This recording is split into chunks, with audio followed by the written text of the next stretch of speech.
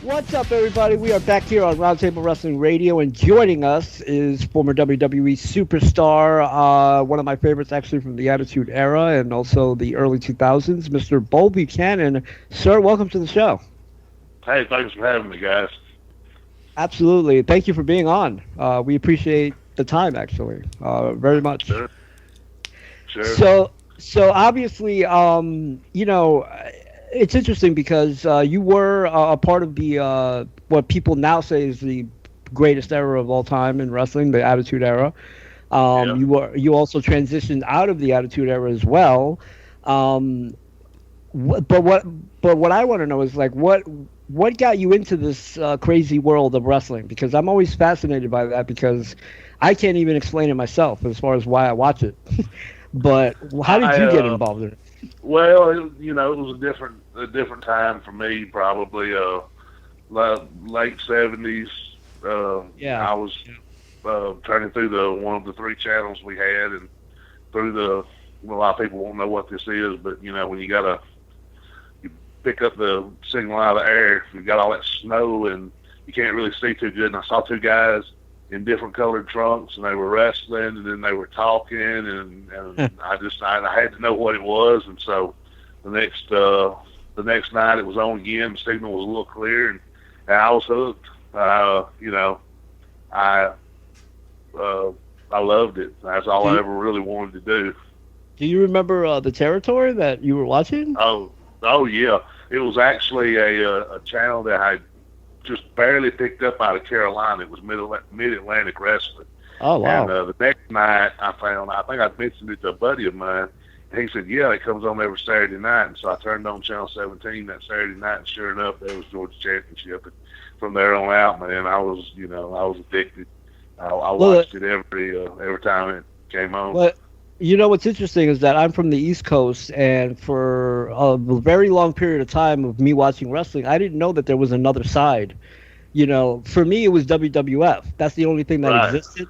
I didn't know that there right. was an NWA or a Mid South or the WCCW. Were you aware of WWE? Yeah, because maybe the day after I watched it, I went to a store and I saw a magazine, so I started buying the magazines, and Oh, okay. then I read the magazines and I realized there was more wrestling out there. And as time went on, uh, we were able to. I remember we got our first TV that was actually you could hook cable up to, so we got cable, and I watched my first WWF show. I think maybe in I don't know 1982. I Wow. think. Yeah.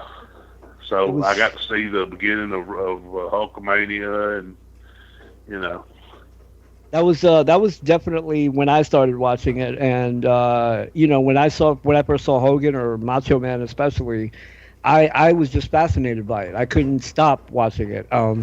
It was more important to me right, than cartoons. It was more important to me than school or whatever. And then I got into the NWA and the Mid South and all of that, and I started to realize right, there's a lot of talent out there.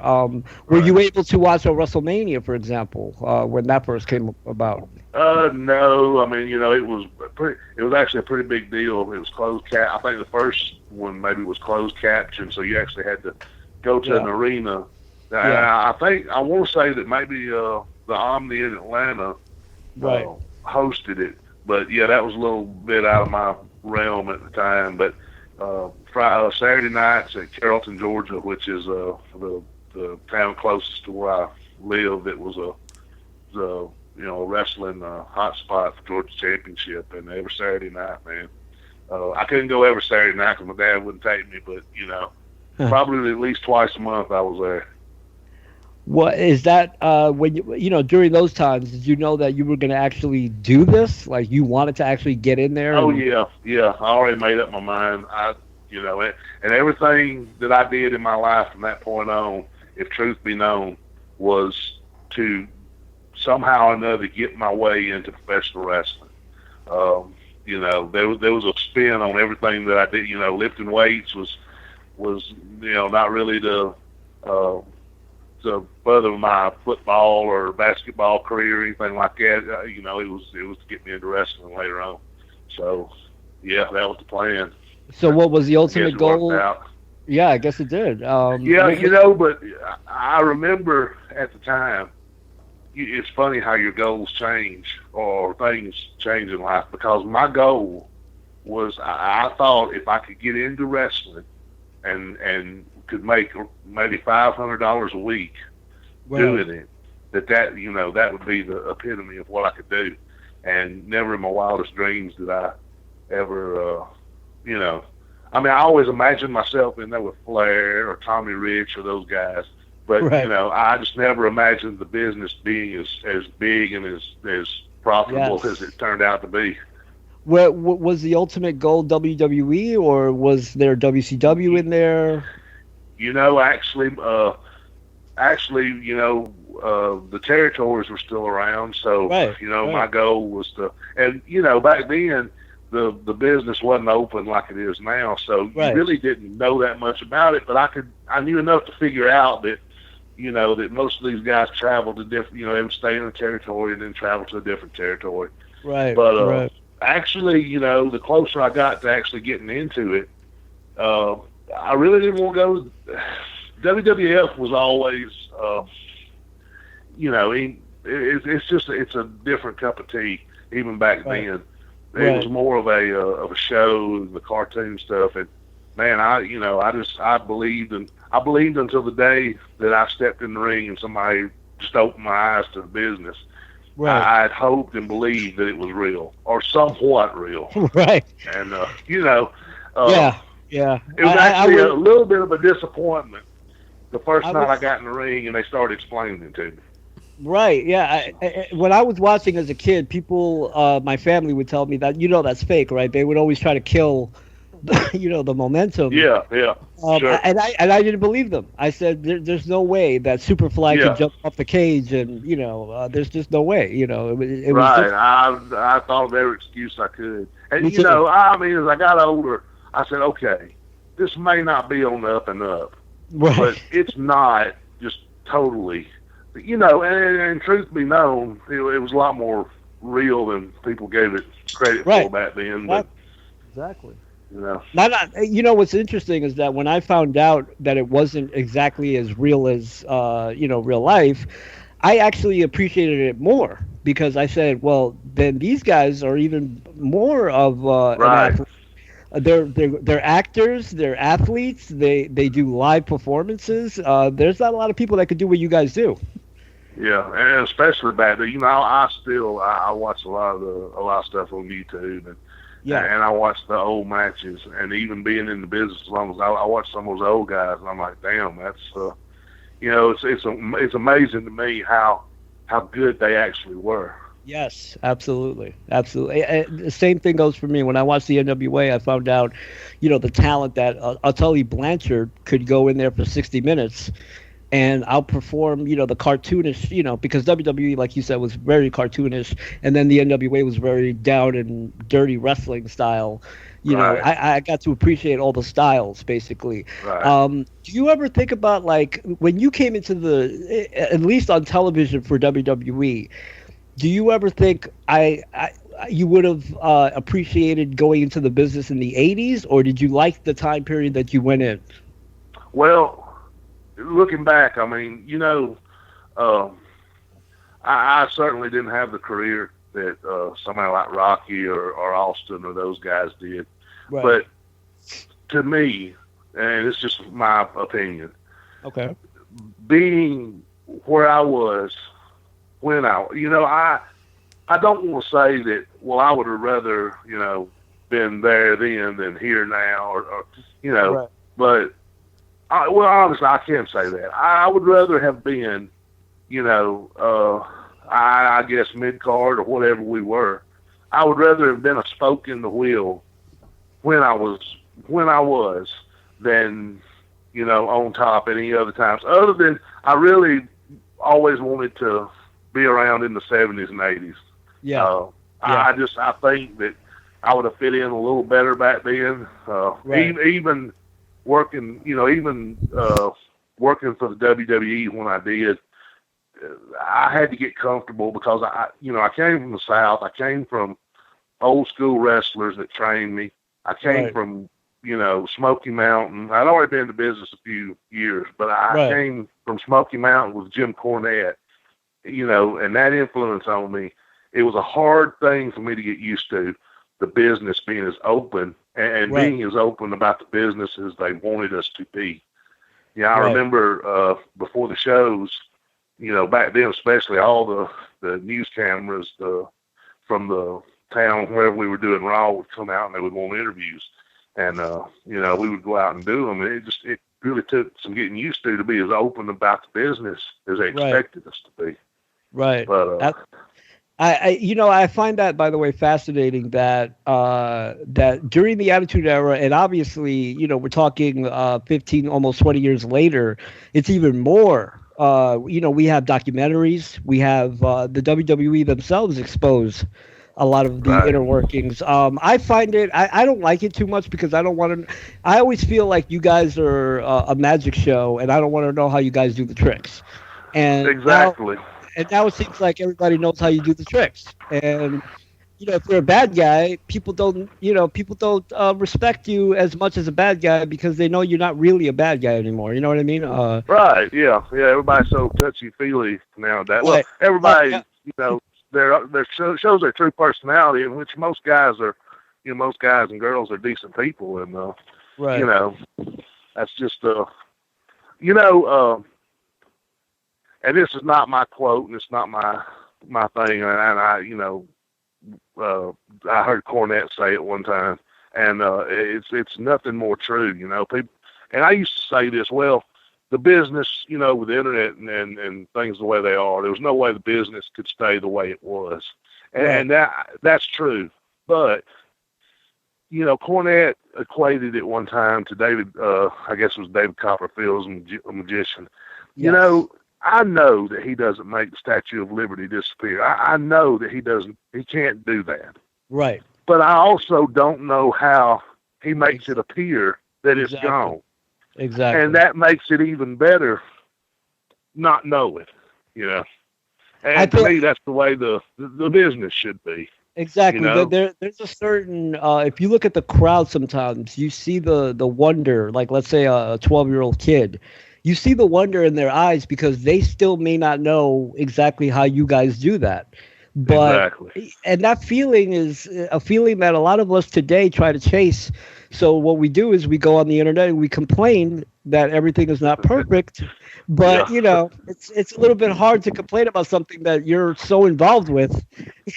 Right. It's different now. It is Yeah. completely different. And what would you say your take is on Cornette? Because I know, the internet is not very kind to him these days. He's one of my favorites. What was your take on him? I love him. Just about any question you could ask me, I could just defer to him and whatever his answer would be. Because to me, and once again, it's just my opinion, I'm nobody.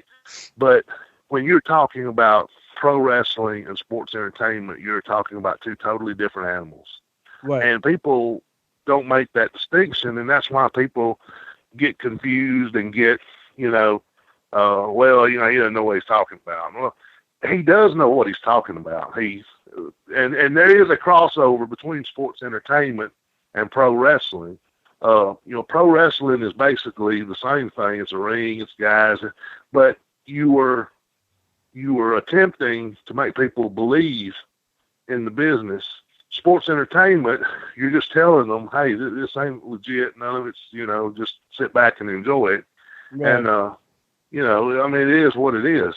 But the same lessons, I think, can apply to both. Because at the end of the day, and I learned this, unfortunately, after I left the WWE, when I went to Japan, and even more so when I was working on, indie stuff around here and around the South, is I can't make people believe in the business. There's no way I can do that.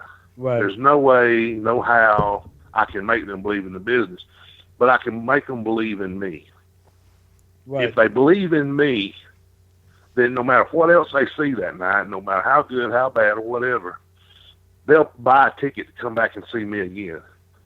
because even if they think the whole rest of the show was, oh, it was all fake, I could tell, but that one guy, that Bull guy, man, I think he was Right. really, and it's that simple. And if everybody on the card would have that mentality, I think you'd see Well, one a thing, little bit better product. one thing I could say about you, sir, is that in all sincerity, when you were in WWE in the later part of the 90s, I always found you to be an incredible athlete. We would talk about you on the show about the athleticism that you portrayed, and believe it or not, we actually would talk very, very highly about you on the show because of your in-ring athleticism. Like we were impressed because of your size. We thought you were going to be another big man that was going to do big man things, but you didn't do big man things. You did a lot of really, really awesome athletic things that people may have forgotten about. Were you always trying to incorporate that into your stuff? Yeah. Yeah. I mean, I had a little bit of talent, a whole lot of no quit in me. But I don't pat myself on the back very much, man. It was nothing that I really did, just God-given gift, I guess. But, for my size, I'd put myself right up there as far as athletic ability with anybody. I started right about the time I got in the business. I started watching guys like, and I'm sure you can tell, Booker T. Right. And I watched Billy Gunn. And Billy Gunn was so good, an athlete, a wrestler. I mean, to me, he was a total package. Yes. He was so good, he made you forget how big he actually was. Right. I mean, this guy was like 6'5", 6'6", 280 pounds. Same thing with Hunter. Hunter was such a good ring technician that you forget that this guy's 6'3", 6'4", But I watched Booker T and a lot, and I thought this is the next level. This is what I'm going to have to do to separate myself from every other guy, because at one time 6'6" was a giant, but then the 6'6", 6'7", they were just a ton of us, and that was just it's something I could do, and I thought of ways to incorporate it in, and that was my way of separating myself from, everybody else in the pack. Well, that's what it's all about. Well, at the end of the day. I can tell you for sure that it really did stick with me about you being athletic because, like you mentioned with Booker T, he would do the Harlem Hangover, for example. For a guy his size doing the Harlem Hangover, seems to be a very difficult move to pull off. And we would, if we talked about anything that involved you besides the storylines, it was your athleticism. We were really genuinely impressed by some of the high-flying stuff off the top rope. We were just blown away by it. Like, that really did separate you from a lot of the big men who weren't really doing anything, to be honest, at that time. I appreciate it, One thing I wanted to ask, because, in recent memory, we had a group named The Shield, but you and the Boss Man used to wear those outfits way before, way before The Shield did. Do you ever get people that come up to you or even reference that? Are you aware of that? Yeah. I'm a big, I'm not even sure I say it right. My son has to tell me all the memes on Facebook and stuff. Oh, yeah. And the memes. First time I saw that, it never really, it didn't dawn on me until somebody put it on there, and I said, you know what, yeah. But it's there's, and I'm not saying that their thing wasn't original, because it was different. But there's really no new gimmicks. You just repackage something or redo it or tie it up a little different, and But I was glad to see those guys. I was glad to see people remembered, me and Ray, and I was glad because actually Roman Reigns is a brother of a really good friend of mine. We wrestled over in Joey's cousins, Rocky and all those guys, and Eddie Fatu was my tag partner over in Japan and passed away, and he was a cousin to him, and he's a brother to Rosie, And Rosie kind of took Ecky's place after he came back to New York and was doing Umaga. Right. And, so I was What do glad to see. What do you make of the fact that, for example, Roman Reigns and also another person that you were associated with, John Cena? What do you make of the fan reaction today? That these guys are, in my opinion, Roman. In all sincerity, Roman, I think, is a great athlete. I think he puts Sure. himself in great matches, but he cannot seem to win with the fans, no matter what they do. It's the same old. I'm telling you, it was the same thing that happened with Rocky. Yes. Rocky Yes. and I actually went to Memphis together, along with a guy named Bart Sawyer when we first signed. And Rocky went up, and it was Rocky Maivia, just smiling and just uber baby face, and it was just a time in the business where things were changing, and the baby faces were actually guys that 5 years earlier would have been the heels, and Right. it just people didn't want that. That's not what they wanted, and when he turned heel, that's when it all took off for him, and he was such a good heel that even when he turned babyface, he was still a heel, but Right. people loved him. And when he was a heel, whether they admitted it or not, Jesus, it's like a tank coming by. I guess they're doing some construction down here. But he, even when he was a heel, people liked him. And I Right. think it's the same. It's the same thing with because Cena's when Cena was doing the rap thing, Yes. really, people loved it. I mean, they booed us at first, but the more he did it, and the longer it went, he just kept getting over. So of course they turned him babyface, but then he turned he became the face of the company, and I think people are just so smart now that they that they can tell when somebody's being pushed down their throats. Well, And, yeah, I think, by the way, that's a little bit of the difference. When The Rock was getting that reaction, and I was in buildings where he was getting that reaction, they did something about it. WWE doesn't seem to do something to the fans, to their patience level, basically, because people have very short patience. And the more that it prolongs, the more angrier the people are getting. And I think Yeah. it's affecting a little bit, Roman, because I can tell you maybe 4 or 5 matches last year. Roman Reigns was a part of a lot of them that were some of the best matches of the year. Yeah, But sure. but people are not recognizing that because they hate him so much. Yeah. And or for example, I'll give you another example that includes you. When John Cena first started doing the rapping thing. The thing that I remember is that, yeah, we started liking John Cena, but I actually remember B12 a lot B2. more. I'm sorry, B2, and Oh, yeah. the Booyah thing, so much more at that time than John Cena, which I Yeah. thought was entertaining as hell. Yeah, it was really starting to get over at the house shows, and it's just it's simple stuff most of the time that does get over. Yeah. But yeah, Would you exactly. would you have, at that time when you were working with the early Cena, would you have expected him to become the face of the company? Yeah. Really? Yeah. Really? I did. To me, he was just like Rocky. The first day I met Rocky, we were both up at Titan Towers back then they flew you up for an interview and showed you around. You sat down with Vince and you talked. J.J. Dillon was actually the talent relations. And, first time I saw Rocky, I said, yeah, he's, and talked to him. I said, yeah, he's going to do pretty good. And Cena was the same way. He was articulate. He could talk on the mic. He looked like $1 million.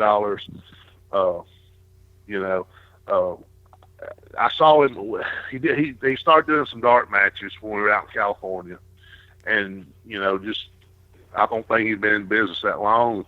He just quite honestly, he was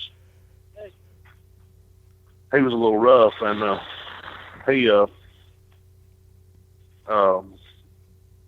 he kept getting better and better and better, And then I saw him in Ohio Valley, and he got better. And every time he picked up the mic, he was just gold on it. So, yeah, I had a feeling once he got to the main roster and they really got to take a look at him that he was going to do fine. And What it didn't take a rocket scientist to say I'm not saying I'm psychic or anything. I mean, Right. It was pretty obvious to see that he was going to do well. I mean, I thought he would do well, but I would have never expected him to be kind of like the modern day Hulk Hogan, on that level. But going back to your career, you were part of some, really interesting things, the right to censor, the stuff with the Big Boss Man, the stuff with John Cena. What would you say was your most fun time there? What program did you work, or what storyline did you do that you would say, man, I'm proud of that. I had a blast doing that. All of it. Because I love the right to censor, by the way. I love the right to censor. Oh yeah, that was me and Ray hit it off. I had been there for a few years already. We did the Truth Commission, Yes. but it was kind of short lived. It was limited. But once I got there with Ray, I was there, and we got to be friends, and I thought that would last for actually longer than it was. But Ray actually had some knee problems he had to get took care of, so they swapped us up, but I was proud of it all. The only really I really don't have any bad memories of WWE. I mean, they paid me what they said they would pay me the whole time. The checks were never late for the most part. What they told me they would do, they did. And, it's just hard to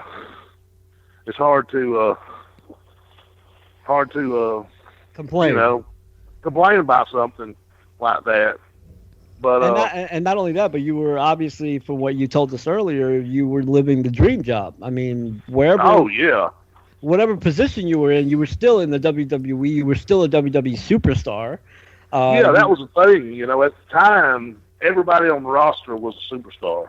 I mean, all the way down to S.A. Rios. He was probably maybe the low man on the totem pole at the time, and hell, he was just like the rest of us. I mean, you couldn't go to Walmart, you couldn't go grocery shopping because, it just turned into a mob scene. I mean, the business was so big back then. So, yeah.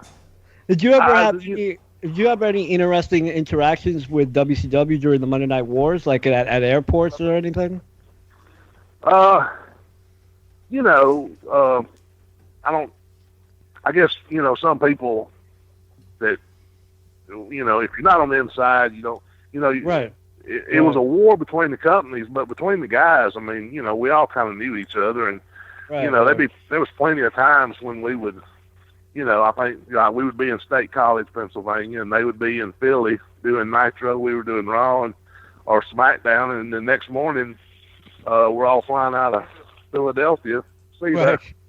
And we're all flying out of Philly, so we'd all get together at the bar that night, and big party. The war really wasn't. The war wasn't between the guys; it was between the companies. But it was definitely. We knew we were at war. I don't think most people realize just how close. We were really, the WWE was just a few bad breaks away from. I mean, it's not inconceivable that it could have went out of business at all. Right. Yeah. Shawn Michaels leaves, or Undertaker leaves, or something like the tragedy that happened with Owen. A few bad breaks, and it's definitely not out of the question that we could have been in real trouble. So it was a feeling that we were. You had to bring your A game every night because we knew that they were breathing down our necks. And during that time, the crowds were probably the most loud and the most ruckus crowds. If you go back and watch those Raws, from '97 to '98 to '99. Those were some of the most insane crowds, and also the signs that would be Oh up there. yeah, Did yeah. you ever look in the crowd and see if there was a Bo Buchanan sign of some sort? Did you ever pay Oh attention to yeah, that? we used to see. Yeah, we used to have guys dressing up in the shirts and ties all the time with the right sensor, and they would have. Yeah, we used to see them out there all the time, especially the right sensor. It's kind of easy to find a shirt, cut sleeves out of it, and throw a tie on and get on TV. So yeah, it was just. I mean, it was just like I said. I mean, I would rather have been just a spoke in the wheel at that time than possibly another position at another time because I don't know that the business will ever get that big again. I Right. hope it does, for the guys that are in it now, but I don't know that it will. Well, it And seems, yeah. I think it seems less unlikely now because I think WWE is developing all over the world now, so it's a little bit more difficult, I think, than maybe even 10 years ago. But right, but the talent's there, obviously. When, how when you went to Japan, because Japan is so respected. Was that something that you had to think about a long time to go over there, or was that something that you really wanted to no, do? no, yeah, that was on the bucket list. I always imagined that whenever I finished up with WWE, that's where I would go, and it worked out well. My only regret is I think if I went to Japan before I went to WWE, Yes. I would have had a lot. Uh, I was a lot better wrestler after I went over there. I was Right. a lot better after I stayed over there and then learned that style. And I believe coming back, and a lot of guys have, and you can really tell the difference. Uh, There seems to be a but yeah, tremendous amount of respect, even if you just mentioned that you go to Japan. People just apply the respect factor when you do that. So maybe, they like, do because most people know that it's a very physical style over there, and it's matches last 45 minutes to an hour.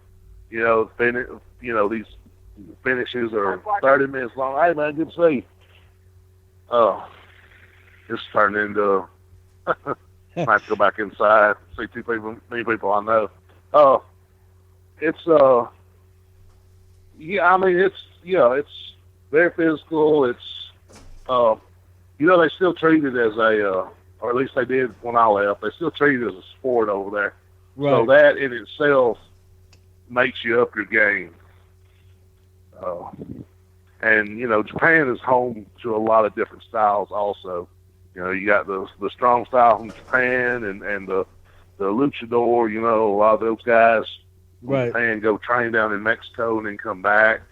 And you see a lot of the European style. So Japan's always been like a big melting pot of styles. So you Well, sir, I want to thank you for your time. I know you're actually doing something. You're limited on time, and it's been awesome having you. If you want to come back to do a part two, you're more than welcome to. Hey, I would love to. Just let me know, and yeah, I'd love to, Absolutely, man. we would love to have you back on, sir. Is there any? Do you have a Twitter account? Are you online?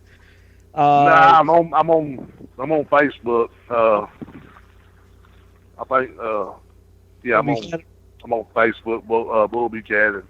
Okay. Uh, that's about as technically.